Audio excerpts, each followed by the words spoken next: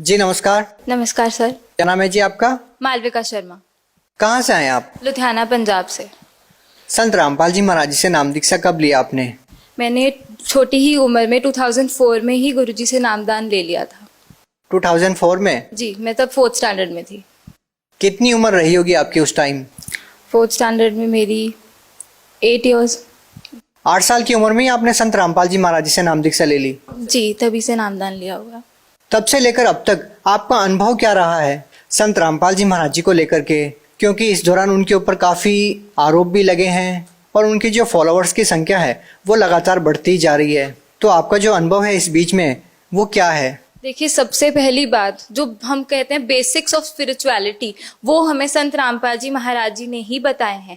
जैसे सब लोग बोलते हैं गॉड इज वन, और उसके बाद हमें हजारों नाम बता दिए भगवान के। राम जी भगवान है, कृष्ण जी भगवान है, शिव जी भगवान है, ब्रह्मा जी भगवान है। तो ये गॉड इज वन का तो कोई मतलब ही नहीं बना। तो परमात्मा ने हमें, संत रामपाल जी महाराज जी ने हमें ग्रंथों में से दिखा दिया, सारे ग्रंथों की, सारे रिलीजन्स की होली बुक्स उठाई परमात्मा ने, बाइबल उठाई, कुरान उठाई, गीता जी उठाई, सब में उठा के निचोड़ निकाल के दे दिया कि वो भगवान कौन है और उनका नाम क्या है। देखिए, आपने कहा कि आपकी उम्र 8 साल रही होगी जब आपने संत रामपाल जी महाराज जी से नाम दीक्षा ली। उस समय तो आपको ये समझ नहीं आया होगा कि भगवान एक है और दूसरे जो संत है वो अलग अलग बता रहे हैं। तो आप जुड़े कैसे रहे? सर, मैं आपको ये चीज़ बताना चाहूँगी कि छोटे से ही ना, जब से मुझे बोलना आया होगा तब से मैं अपने पापा से एक क्वेश्चन पूछती थी कि पापा, हम यहाँ पर क्यों आए हैं और क्यों यहाँ पर डेथ हो जाती है। क्योंकि मेरे घर में परमात्मा की दया से कभी कुछ बुरा नहीं हुआ, बट मैंने डेथ होती देखी दूसरों के घरों में। तो मेरे दिमाग में एक क्वेश्चन बचपन से ही आता था कि पापा प्लीज़ बता दो कि ये मरने के बाद आत्मा कहाँ जाती है। तो उनके पास कोई आंसर नहीं होता था, क्योंकि उन्होंने आसाराम बापू जी से नामदान लिया हुआ था। तो वो कहते थे कि मुझे तो इस चीज़ का आंसर बिल्कुल भी नहीं पता। तो जैसे ही गुरुजी का ज्ञान सुना, स्टार्टिंग में ही तो गुरुजी ने क्रिएशन ऑफ नेचर बता दिया, जिसमें गुरुजी ने बताया कि आत्मा आती कहाँ से है और हम मरने के बाद कहाँ चले जाएंगे और हमारे साथ क्या क्या बीतता है उसके बाद। तो मुझे जब ये क्वेश्चन का आंसर मिला, मुझे तभी पता चल गया था कि यही परमात्मा है और ये भगवान ही आए हुए हैं, ये कोई गुरु नहीं है, ये भगवान आए हुए हैं सीधा। तो अब इतने लाखों की तादाद में एक व्यक्ति कैसे ये निर्णय करेगा कि कौन संत सही है और कौन संत सही नहीं है?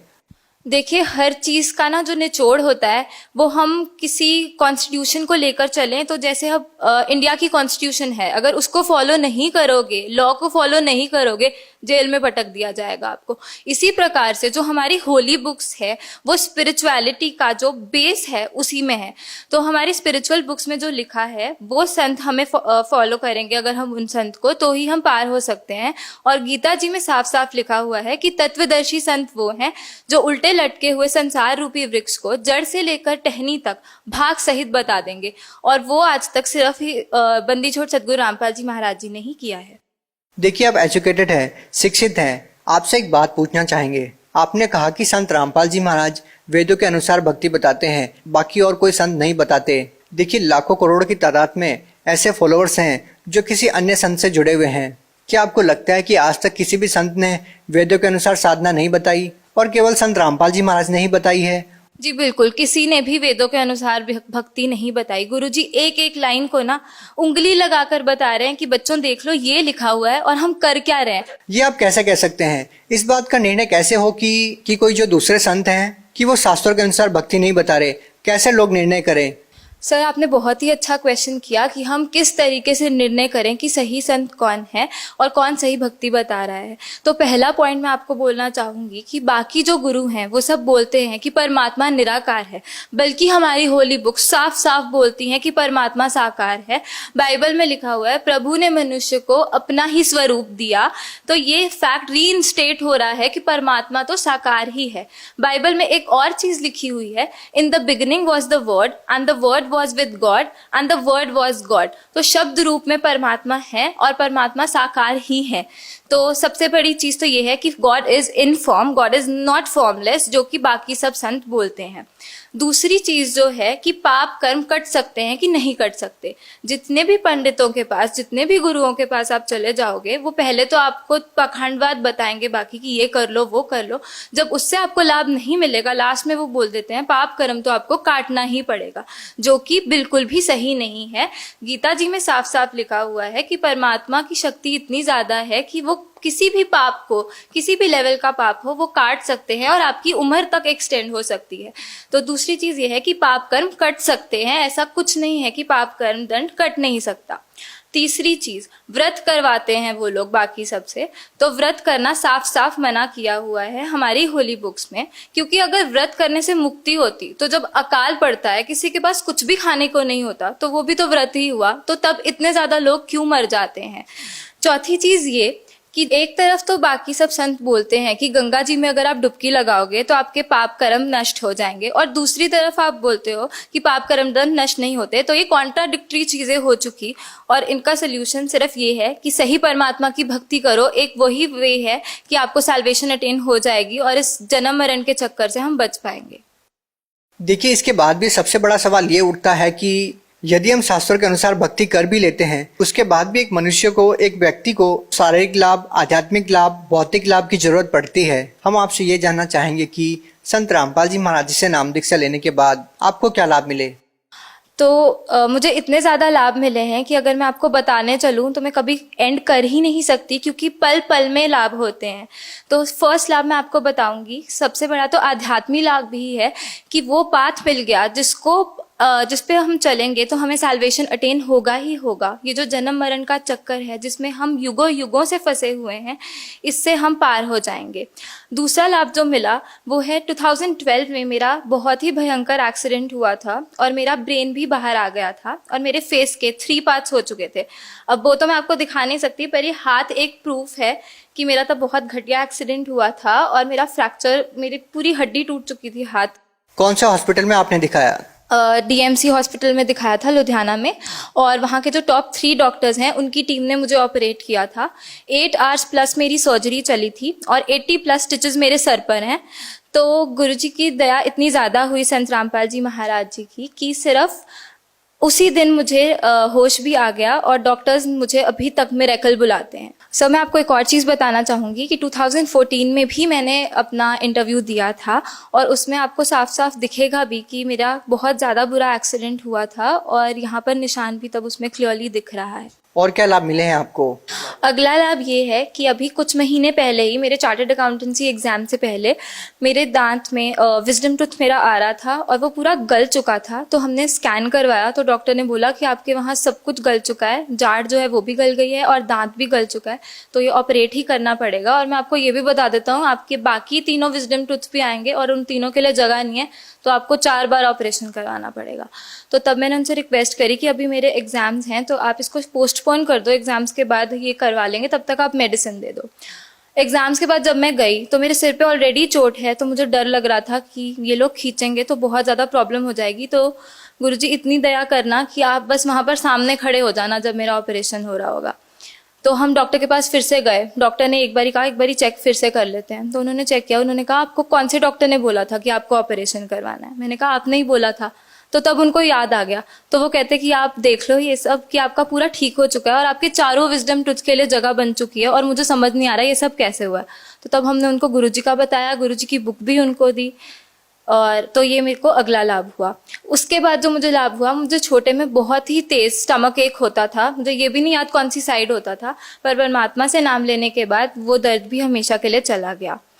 अगला लाभ संत रामपाल जी की दया से ये हुआ कि मेरे दादाजी को 3 बारी हार्ट अटैक आ चुका है और तीनों बारी ही गुरुजी ने बचा लिया। अगला लाभ मैं आपको ये बताऊंगी जो कि सबसे बड़ा लाभ है कि मेरे पे काल का अटैक 5 बारी हो चुका है और 5 बार नाम लेते ही, जैसे ही गुरुजी ने बताया है कि आपको चाहे प्रथम नाम मिला हो, चाहे दूसरा, चाहे तीसरा, आप उसका नाम जाप करो और परमात्मा वहाँ प्रकट हो जाएंगे, तो वैसे ही मुझे तीसरा नाम मिला हुआ था, तो मैंने तीसरा नाम का जाप किया तो काल एकदम से बिल्कुल घबरा जाता है और जैसे परमात्मा गुरु रामपाल जी महाराज जी ने बोला था कि पंख कटे पक्षी जैसे गिर जाता है वैसे गिरेगा, बिल्कुल वैसे ही वो गिरा। परमात्मा सामने आके खड़े हो गए और परमात्मा ने वहां से मुझे 5 बारी बचाया है। लेकिन सवाल यहाँ पर ये उठता है कि आपके ऊपर अटैक होता ही क्यों है? क्यों आपका एक्सीडेंट होता है? क्यों इतनी सारी परेशानियां आपके सामने आती है? परेशानियां हम पर हमारे पिछले कर्मों के कारण आती हैं और इसका सिर्फ तोड़ यही है कि हम पूर्ण परमात्मा की शरण में चले जाएं, जो कि इस डेट पर बंदी छोड़ सदगुरु रामपाल जी महाराज। लेकिन आप तो ऑलरेडी शरण में आ चुके हैं, फिर आपके साथ इतनी सारी समस्या क्यों आ रही है? क्या आप मानते हैं इस बात को लेकर के कि नाम दीक्षा लेने के बाद भी श्रद्धालु पर समस्याओं का आना क्या कहता है? देखिए, मैं तो खुश होती हूँ कि मेरे ऊपर ये समस्या आती है, क्योंकि जैसे ही समस्या आती है उससे हमें पता चलता है जो डेथ लोग बाद में एक्सपीरियंस करते हैं और उनके पास कोई तब वो ही नहीं होता वे आउट कि वो क्या करें उसके बाद, वो मेरे पे पहले ही आ चुकी है और मुझे पता है कि यहाँ का जो सब कुछ है वो नकली है बिल्कुल। असलियत सिर्फ ये है कि हमने एक दिन मरना है, हमें नहीं पता हमने किस दिन मरना है। उसके लिए आप इंश्योरेंस ले लो परमात्मा से, जो कि सिर्फ सदगुरु रामपाल जी महाराज ही दे सकते हैं। और ये पक्का है कि परमात्मा से आप नामदान ले लोगे तो वापस से उस जगह चले जाओगे। देखिए, यहाँ किसी को बूढ़ा होना नहीं पसंद, यहाँ किसी को दुखी होना नहीं पसंद, यहाँ किसी को मरना नहीं पसंद। क्यों नहीं पसंद? क्योंकि हम एक ऐसी जगह रहते थे जहां ये सब नहीं था, जो खुशियों का भंडार था, और हम अपनी गलती से यहाँ पर फंस गए हैं। क्रिएशन ऑफ नेचर जरूर देखिए, सदगुरु रामपाल जी महाराज जी ने जो बताया है, और उसमें आपको पता चल जाएगा कि हम कैसे यहाँ आए और कैसे हमें इस जगह से निकलना है। देखिए, आप यूथ हैं और हम मानते हैं कि संत रामपाल जी महाराज के अनुयायी ही इस एज में आकर के आध्यात्म की बातें करते हैं, क्योंकि जिस तरह का आज का जो जमाना है, हम देखते हैं कि इस एज में आज का जो यूथ है वो ऐसी बातें नहीं करते हैं। इस तरह के विचार आपके अंदर वो भरे हुए हैं, वो क्या मानते हैं आप? कैसे हैं आपके विचार जो आज आप व्यक्त कर रहे हैं कैमरे के सामने? सबसे पहली बात, हमारे पेरेंट्स पे बहुत ज़्यादा डिपेंड करता है कि हमारे विचार कैसे होंगे। तो भगवान की इतनी दया थी कि मेरे पेरेंट्स शुरू से ही बहुत श्रद्धालु रहे हैं और उन्होंने शुरू से ही एथिक्स और प्रिंसिपल्स को सबसे पहले रखा है। तो ये नॉन वेज, ड्रिंक, ये सब से तो हम पहले ही दूर थे। लेकिन कोई भी पेरेंट्स ऐसा नहीं होगा जो अपने बच्चों को ऐसी लाइन देना चाहे कि वो आगे जाकर के उनके भविष्य के लिए खतरनाक हो जाए। लेकिन फिर भी हम देखते हैं कि बहुत सारे ऐसे युवा हैं जो नशे की लत में पड़ जाते हैं, या बहुत सारी ऐसी चीज़ें हैं जो समाज में हम बुराई के तौर पर देखते हैं। लेकिन हम संत रामपाल जी महाराज जी के अनुयायियों को देखते हैं कि चाहे वो बूढ़े हैं चाहे बच्चे हैं, सभी के एक जैसे विचार होते हैं। आध्यात्मिकता में वो बिल्कुल लुप्त होते हैं। ये जो हम बदलाव देखते हैं, ये अपने आप में बहुत कुछ कहता है। इसके बारे में आप क्या कहना चाहेंगे? देखिए, सारे स्पिरिचुअल और सोशल रिफॉर्म संत रामपाल जी महाराज ही लेकर आ रहे हैं। उन्होंने ही वो इनिशिएटिव लिया है जो कि कोई ले नहीं पा रहा था और किसी में इतनी समर्था भी नहीं है कि वो ले सके। ये स्वयं परमात्मा आए हैं जो हमें सब कुछ बता रहे हैं कि बच्चों ये सही है, ये गलत है। इन्होंने हमें साफ साफ बता दिया है कि हमारी बाउंडेशंस क्या है, हमें पता है कि क्या सही है क्या गलत है, हमें आगे का दिखता है जो कि लोगों को नहीं दिखता। गुरु नानक देव जी बोलते हैं, नानक दुखिया सब संसार, सुखी सोई जो नाम आधार। Only the power of true words can make you truly happy and satisfied. पर आज की जो यंग जनरेशन है, यंग जनरेशन क्या बोलूं, बड़े भी जो हैं ऐसे नशे में फंसे हुए हैं, वो उसी को सुख मानते हैं। हमें क्वेश्चन किया जाता है कि आप ड्रिंक नहीं करते तो आप सुखी कैसे रहते हो, और असल में वो लोगों के साथ आप 1-2 दिन बात कर लीजिए, वो अपना दुख बताने लग जाते हैं, इतने दुखी होते हैं वो लोग। तो वो असल में सुखी तो है ही नहीं, और सुख सिर्फ सही भक्ति से ही मिल सकता है। मालविका जी, क्या करते हैं आप? मैं चार्टर्ड अकाउंटेंट हूँ। अच्छा, आप एक बात बताइए, जब हम संत रामपाल जी महाराज जी के अनुयायियों का इंटरव्यू लेते हैं, बहुत सारे लोग ऐसा बताते हैं कि उनको कैंसर जैसी भयानक बीमारी ठीक हुई है, उन्होंने नशा करना छोड़ दिया है। आप सीए हैं और शिक्षित भी है काफ़ी, तो क्या आप मानते हैं कि किसी संत से नाम दीक्षा लेने से, कि मंत्रों के जाप करने से कोई नशा छोड़ सकता है, या उनकी कैंसर जैसी भयानक बीमारी ठीक हो सकती है? क्योंकि आप तो शिक्षित हैं, आप जानते हैं कि मेडिकल साइंस का ज़माना है और ये बातें अपने आप में हास्यास्पद नहीं है। सर देखिए, आप सब लोगों के लिए ये हास्यास्पद जरूर है क्योंकि आप लोग भक्ति से कोसों दूर है, पर हमें परमात्मा का ज्ञान मिल चुका है और हमें सब पता है आजकल। तो देखिए, साइंस जो है, जहाँ साइंस खत्म होती है ना, वहाँ परमात्मा का ज्ञान शुरू हो जाता है। डॉक्टर्स एक बंदे को डेड बोल रहे हैं, लास्ट स्टेज कैंसर क्योर हो रहा है, वो कैसे हो रहा है? देखिए, मिरेकल्स हमें आज तक एक वर्ड लगता था, उस पर रिस्ट्रिक्टेड था कि ये बस एक वर्ड है, ये सिर्फ सुनने को मिलेगा हमें, या ये फेरी टेल वाली मूवीज में ही हो सकता है। पर परमात्मा सदगुरु रामपाल जी महाराज जी ने यहाँ के वो मिरेकल वर्ड को ना प्रूव कर दिया है, और आपके सामने हम इतने प्रूफ्स खड़ा सकते हैं, लाइव प्रूफ जो बता रहे हैं कि हम मरे हुए जिंदा किए हैं। तो साइंस मेरा ख्याल कुछ भी नहीं है। वो साइंस भी किसकी दी हुई है? वो भगवान की ही दी हुई है। तो साइंस से आगे है स्पिरिचुअलिटी, जो हम सोच भी नहीं सकते, और ये मैनमेड तो कुछ भी नहीं है, सब परमात्मा का दिया हुआ है। जो आजकल बन चुका फोन के थ्रू हम क्या क्या नहीं कर सकते, वो सब परमात्मा की ही देन है। आप भगत समाज को क्या संदेश देना चाहेंगे? सबसे पहले मैं आपके कैमरे के माध्यम से एक चीज़ बोलना चाहूँगी कि बंदी छोड़ सतगुरु रामपाल जी महाराज जी ने एक मुहिम छेड़ दी है।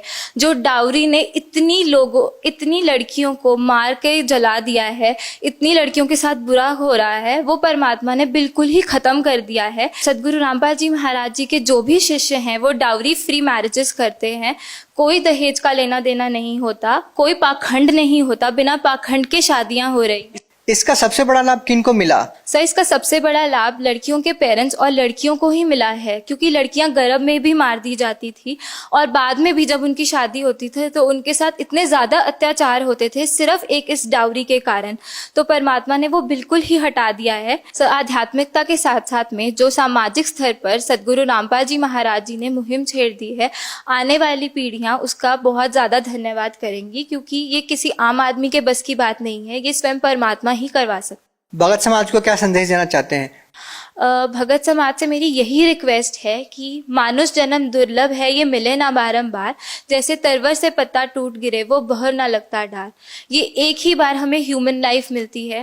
ह्यूमन लाइफ आपको मिल भी गई, पता नहीं वो तत्वदर्शी संत आए होंगे कि नहीं आए होंगे।